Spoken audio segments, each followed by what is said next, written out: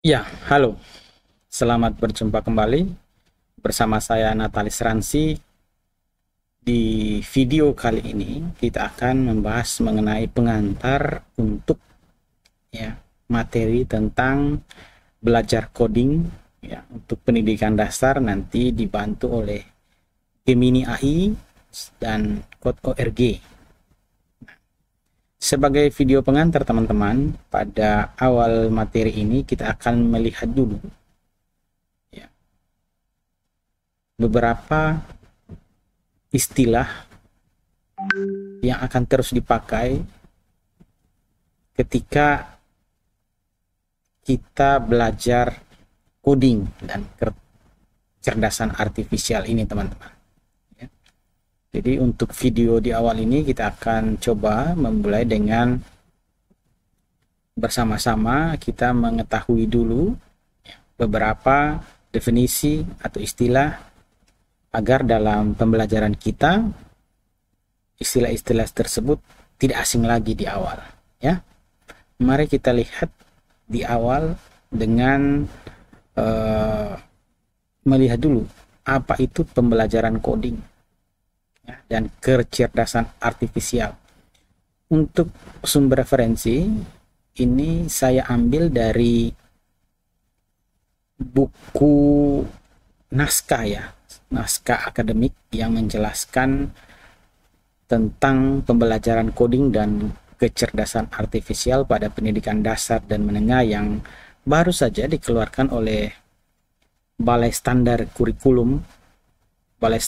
Kurikulum dan Asesmen Pendidikan Kementerian Pendidikan Dasar dan Menengah Republik Indonesia ya, di bulan Februari 2025. Di sana dikatakan bahwa pembelajaran coding dan kecerdasan artifisial tidak hanya meningkatkan literasi digital, tetapi juga membangun keterampilan berpikir kritis, kreatif, kolaboratif, dan pemecahan masalah.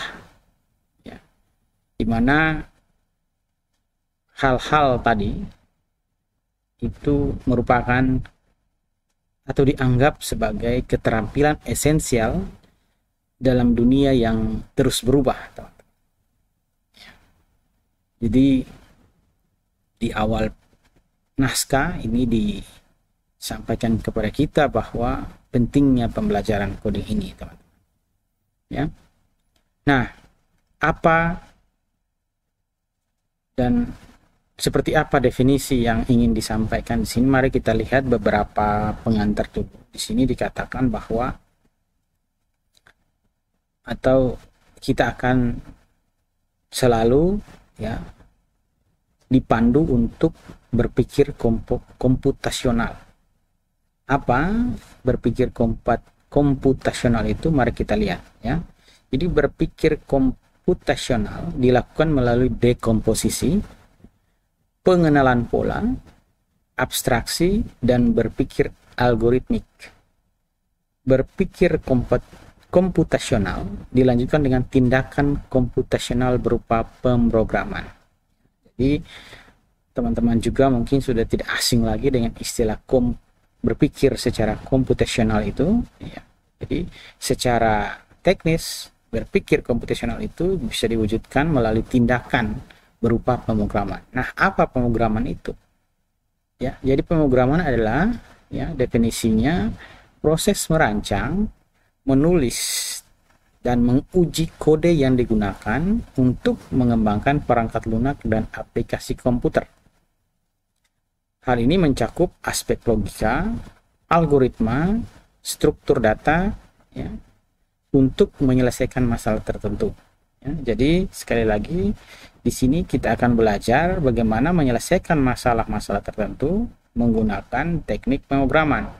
Harapannya dengan teknik pemrograman yang dilakukan ini, maka berpikir komputasional ini kita bisa dapat ya bagaimana melakukan dekomposisi ya, bagaimana melakukan pengenalan pola, abstraksi serta berpikir algoritmik. Itu awal daripada definisi yang ingin disampaikan di sini ya. Kemudian kita masuk lagi di istilah selanjutnya, ada namanya coding, inti dari pembelajaran kita. Nah, coding ini ya, definisinya sekali lagi saya ambil dari buku pembelajaran coding dan kecerdasan artifisial ya, naskah akademik. Nah, ini coding itu diartikan sebagai praktik pemrograman perangkat komputasi dengan melibatkan kemampuan berpikir komputasional dan algoritma secara internet-based, plug dan unplug. Ya, jadi teman-teman, kita lihat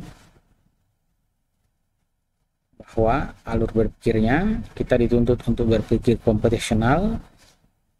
Berpikir komputasional itu bisa dilihat, ya, bisa dilakukan dengan pemrograman. Pemrograman itu merupakan, sekali lagi, adalah bisa dilakukan dengan cara coding. Ya. Harapannya ketika kita sudah bisa melakukan coding ini, maka dengan sendirinya kita akan bisa ya mengembangkan ataupun ya berkontribusi terhadap apa yang disebut sebagai kecerdasan artifisial.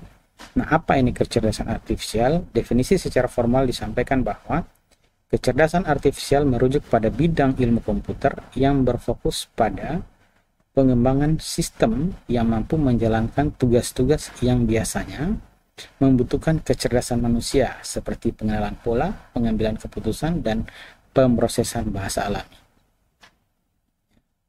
Jadi teman-teman, ini kira-kira alur yang bisa kita lihat ya, atau beberapa definisi awal, sehingga ketika kita membahas materi tentang coding dan kecerdasan artifisial, kita sama-sama memahami di awal. Jadi kita sekali lagi di dunia ya, di dunia yang terus berubah seperti ini, maka kita dituntut untuk bisa berpikir komputasional. Komputasional berpikir itu bisa dilakukan melalui tindakan pemrograman. Nah, salah satu ya, praktik pemrograman atau praktik pemrograman yang bisa dilakukan adalah dengan coding. Ya, begitu kira-kira. Nah, setelah kita bisa mengcoding, kira-kira kita bisa membuat namanya kecerdasan atau memanfaatkan dengan baik apa yang disebut sebagai kecerdasan artifisial, atau di mana di beberapa referensi disebutkan dia sebagai artificial intelligence, ya, dimana sekali lagi kita bisa ya mengembangkan sistem yang mampu menjalankan tugas-tugas yang biasanya membutuhkan kecerdasan manusia seperti pengenalan pola, pengambilan keputusan, dan pemrosesan alami.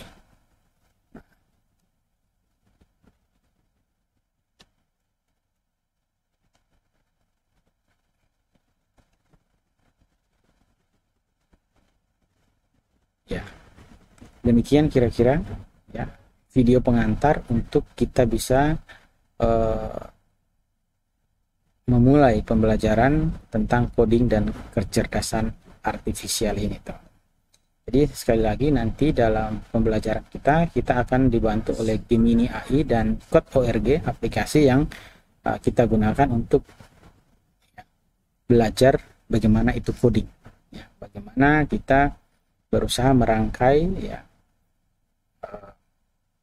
baris demi baris untuk pada akhirnya kita bisa mengembangkan sebuah sistem yang memiliki kecerdasan artifisial. Ya,